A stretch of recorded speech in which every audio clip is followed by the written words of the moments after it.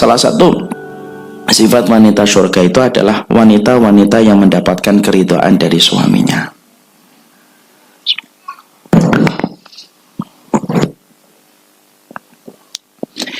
Jadi inilah poin yang pertama yang kita harus mengerti. Tolong ibu, ketika saya menyampaikan poin yang pertama, ibu jangan melihat saya sebagai laki-laki, tapi ibu melihat saya hanya menyampaikan materi. Takutnya kalau saya tidak menjelaskan itu, ibu memiliki persepsi, ya ustadznya laki-laki sih gitu. Karena masalah ini memang cukup agak sensitif kalau kita nanti bahas. Makanya poin yang pertama, seorang wanita yang mereka itu kelak akan menjadi penduduk surga, yaitu wanita yang mereka telah mendapatkan keridhaan suami ada pada kantong hidupnya.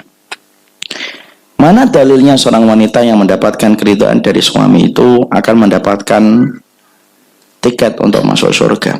Rasulullah menyampaikan dalam hadis riwayat Muslim, ayyuma imra'atin salat khamsaha wa shamat syahraha wa hafidat farjaha wa ata'at li zawjiha faqila lahal jannah udkhulil jannah min ayyil abwabi syi'ti.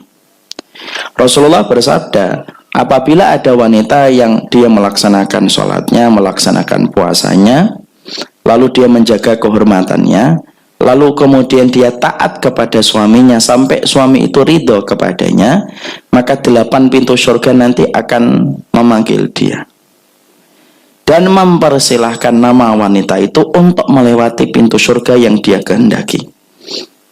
Kedudukannya sama kayak Abu Bakar, hampir sama dengan Abu Bakar. Abu Bakar itu laki-laki yang nanti ketika di surga itu dipanggil oleh 8 pintu surga masing-masing. Pintu sholat manggil Abu Bakar, pintu puasa manggil Abu Bakar. Dan ada kedudukan yang mendekatkan walaupun tidak sebagaimana Abu Bakar, yaitu adalah wanita yang mendapatkan keridhaan dari suaminya, maka 8 pintu surga itu boleh dilewatin. Ibu boleh masuk pintu sholat, ibu boleh masuk pintu sedekah, ibu boleh masuk dari pintu jihad kalau sudah mendapatkan keridhaan dari suami. Inilah perkara yang kemudian menjadi sangat penting dalam kehidupan wanita. Jihadnya wanita itu ternyata bukan berada pada tempat-tempat yang jauh. Ibu tidak diperintahkan oleh Islam untuk pergi ke Palestina. Lah, tidak usah pergi ke Palestina. Mau pergi kemana? Mau ke Palestina, Ustaz. Ngapain? Mau jihad. Alah, tidak usah ke Palestina. Karena jihadnya wanita itu bukan terletak di Palestina dan bukan terletak di tempat-tempat jihad. Tapi ternyata jihadnya seorang wanita itu adalah kepada suaminya, yaitu adalah di balik punggung suaminya, disitulah ada surga yang menanti. Makanya ketika seorang wanita dia khidmah berbakti kepada suaminya, kalau dia melakukan kebaikan itu kepada suaminya karena mengharapkan kebaikan suami, maaf ibu akan kecewa.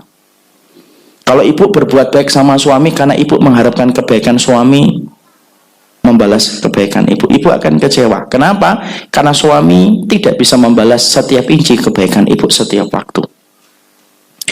Tapi kalau ibu berbuat baik kepada suami karena ibu tahu bahwasanya di balik punggung suami ibu itu ada ridhonya Allah, yaitu adalah surga, maka sesungguhnya setiap apapun yang melemahkan ibu dalam perjalanan ketika khidmah kepada suami akan dikuatkan ketika ibu mengingat bahwasanya 8 pintu surga akan memanggil ibu kalau ibu mendapatkan ridho dari suaminya. Karena kedudukan seorang suami di dalam Islam begitu besar. Makanya wanita sebelum menikah dan wanita sesudah menikah itu beda.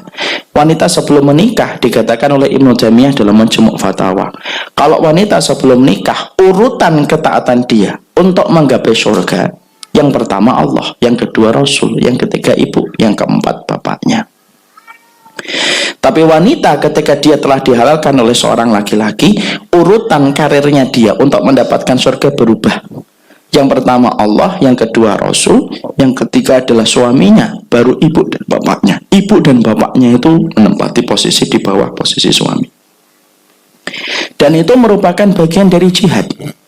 Makanya ketika itu merupakan bagian dari jihad, maka betul-betul ibu meminta air matanya ibu, meminta egonya ibu. Kenapa?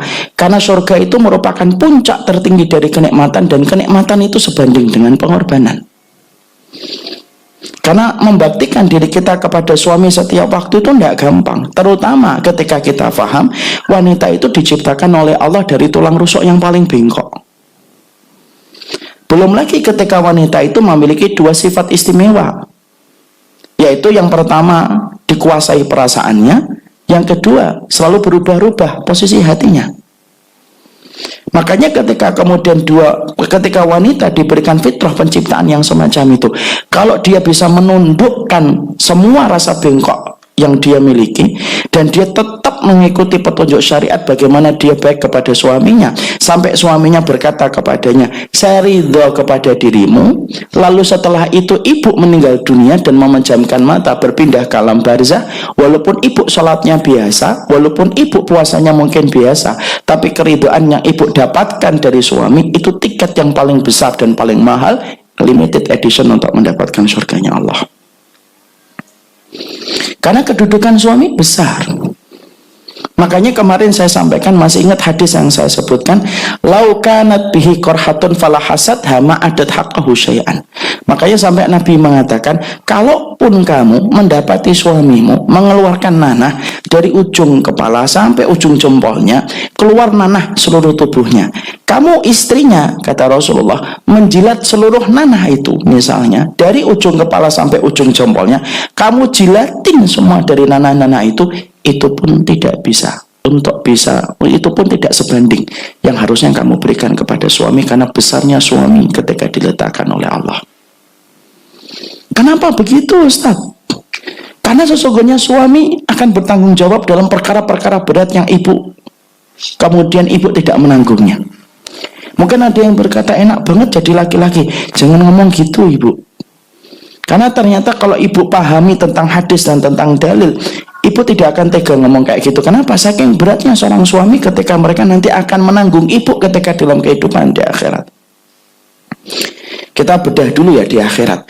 Kalau kemudian ibu nggak sholat nih ketika sudah menikah, maka sebelum ibu nanti dihisap, yang dihisap pertama kali itu suami. Ketika ibu hari ini makan, apapun yang ibu makan, mungkin ada yang makan bubur, ada yang makan lontong, ada yang mungkin makan roti. Hari ini, hari Ahad, di bulan Desember 2018, apapun makanan ibu, yang pertama kali dihisap oleh Allah bukan ibu, tetapi yang akan dihisap pertama kali suaminya. Suaminya akan ditanya sama Allah, istrimu hari Ahad, bulan Desember 2018, makan bubur ayam, sate jeroannya 4, kerupuknya 2 piring. Itu hartanya dari mana? Itu yang ditanya pertama kali oleh Allah itu suami. Kalaulah suami, setiap laki-laki itu ngerti betapa besarnya beban seorang laki-laki itu, kalau dia paham, itu kalau bisa kita melepaskan, kita lepaskan, Bu. Karena membawa beban diri sendiri itu aja sudah terlalu berat. Kenapa banyak laki-laki kok cenganges-cengenges, Ustaz? Ya karena tidak paham aja nanti hisab yang akan dia tanggung ketika pada waktu hari kiamat. Makanya itulah yang menjadikan akhirnya secara dalil kita paham begitu beratnya seorang suami untuk menanggung itu. Ibu paham, sampai ibu kemudian mendapatkan pakaian, baju, sampai mobil, motor, itu ibu tidak dihisap, ibu, yang dihisap suami kita. Karena tanggungan berat yang akan ditanggung oleh setiap suami ketika nanti dia berhadapan dengan hisabnya Allah. Makanya Allah itu mudahkan ibu. Allah tidak memberikan hisab itu bagi ibu ketika di akhirat, tapi Allah menyegerakan ketika di dunia sebentar. Kamu baktikan sebentar kepada suamimu, kamu sampai dapat ridho dari suamimu, maka sesungguhnya kamu akan mendapatkan tiket untuk memasuki surga. Belum lagi di dunia, ibu. Kita mendapati ketika seorang suami ketika kerja gitu, berapa banyak suami yang ketika bekerja susah payah, tapi di akhir bulan kemudian dia rela berbagi dengan ibu, dia rela rumahnya diatur sama ibu, dan dia tidak sama sekali mau untuk mengganggu apa yang ibu atur ketika di dalam rumah. Setiap dia mendapatkan rezeki, dia bagi kepada istrinya. Itu kalau bukan karena rahmat yang ada di hatinya, yang Allah berikan kepada hatinya, itu tidak akan terjadi, ibu. Makanya Allah tidak meminta yang muluk-muluk dari kalangan wanita untuk beribadah mendapatkan surga. Simple, sederhana. Di mana dirimu pada hati suamimu, maka disitulah kamu akan mengetahui apakah kamu mendapatkan surga atau neraka. Makanya Nabi ketika pernah didatangin oleh seorang wanita, lalu wanita itu kemudian berkata tentang suaminya panjang lebar. Lalu Nabi mengatakan, lihatlah dirimu, sesungguhnya suamimu itu surgamu dan nerakamu. Coba kita lihat suami ibu. Saya tidak mengatakan suami baik dan tidak baik, nanti kita bahas.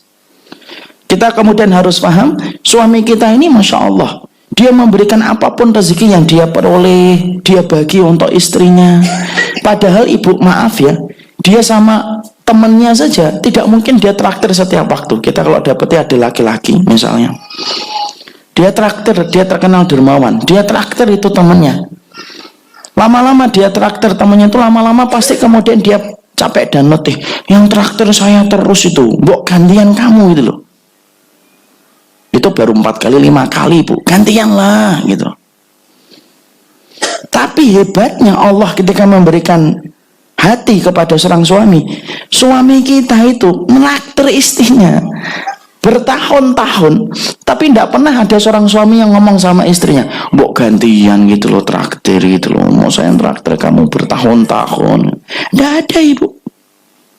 Makanya ketika seorang wanita Allah sudah memberikan semacam itu, kehadiran suami kita itu sebenarnya mendekatkan ibu kepada surga. Karena kita beruntung ketika ada seorang suami yang telah menghalalkan seorang wanita, maka wanita itu mendapatkan jalannya ketika ingin mendapatkan surga itu menjadi lebih dekat. Kalaupun ada yang kurang, wajar ibu, karena laki-laki itu bukanlah malaikat. Mereka hanya laki-laki di akhir zaman yang penuh dengan kekurangan. Sebesar apapun kekurangan yang dimiliki oleh seorang suami, selama itu bukan perbuatan syirik dan perbuatan dosa besar, maka wanita itu harusnya mereka ngerti di balik punggung suaminya itu ada surga ibu. Dan kalau ibu tidak mengingat surga ketika khidmah kepada suami, pasti ibu akan terus perhitungan dengan suaminya atas semua khidmahnya ibu berikan kepada suami. Ada yang mungkin ngomong ke saya gini, lihat-lihat dulu suaminya Ustadz. Loh, Asia itu kurang apa suaminya bu? Fir'aun. Asia binti Muzaim itu Fir'aun suaminya. Dan kita tahu ya, dolimnya Fir'aun itu kayak apa ibu? Wong bayi laki-laki setiap Bani Israel dipenggal kepalanya coba. Saya tidak pernah bayangkan ada kepres dari Fir'aun di Mesir memberikan perintah kepada tentaranya setiap bayi laki-laki penggal kepala, padahal baru keluar dari oroknya. Sejahat apa laki-laki yang bernama Fir'aun? Tapi uniknya Asia itu mendapatkan surga walaupun suaminya kayak Fir'aun. Saya yakin suami kita itu tidak sejahat Fir'aun ibu. Tapi mereka tetap laki-laki yang memiliki kekurangan. Tapi kekurangan itu tidak boleh menjadi legitimasi bagi kita untuk melupakan seorang wanita bahwasanya perjuangan jihadnya dia itu adalah ketika dia mendapatkan ridho dari suami. Dan kita harus pahami bu, orang yang datang dalam teras kehidupan kita itu ada dua. Ada yang datang seakan-akan membawa bunga yang membuat ibu senang dan membuat ibu gembira. Tapi ada yang kemudian datang dalam teras kehidupan kita itu seakan-akan membawa duri yang tancepin duri itu ke kaki kehidupan kita yang membuat kita sering menangis. Dan kita tidak ngerti siapa yang datang dalam teras kehidupan kita. Saya ambilkan kata-kata ini supaya saya ingin sampaikan. Ada yang suaminya ibu sesuai harapan ibu sebagaimana ibu dulu sebelum menikah. Ada pula yang kemudian ternyata suami yang dikirimkan oleh Allah kepada ibu tidak sebagaimana laki-laki yang membawa bunga. Mungkin dia membawa duri yang membuat ibu terluka. Tapi selama dia tidak melakukan amalan-amalan syirik dan kekufuran dan tidak melakukan dosa besar, maka fahami jihadnya seorang wanita itu di situ. Makanya ketika kita memahami ini, maka kemudian akan melahirkan sikap takzim kita kepada seorang suami. Dan sekali lagi saya sampaikan, saya garis bawahi betul, jangan berbuat kebaikan kepada suami karena ibu mengharapkan kebaikan suami. Ibu akan kelelahan dan keletihan. Tapi berikan kebaikan kepada suami itu semata-mata ibu tahu bahwasanya di balik keridhaan dia itu ada surganya Allah. Ya, Jadi tidak ada lagi yang kemudian menggugat takdir gitu. Kalau lagi bertengkar dengan suaminya gitu. Kemudian bayangkan, coba dulu saya nggak nikah sama kamu. Coba dulu saya sama Anton. Nah, Anton udah mati. Udah sakit-sakitan.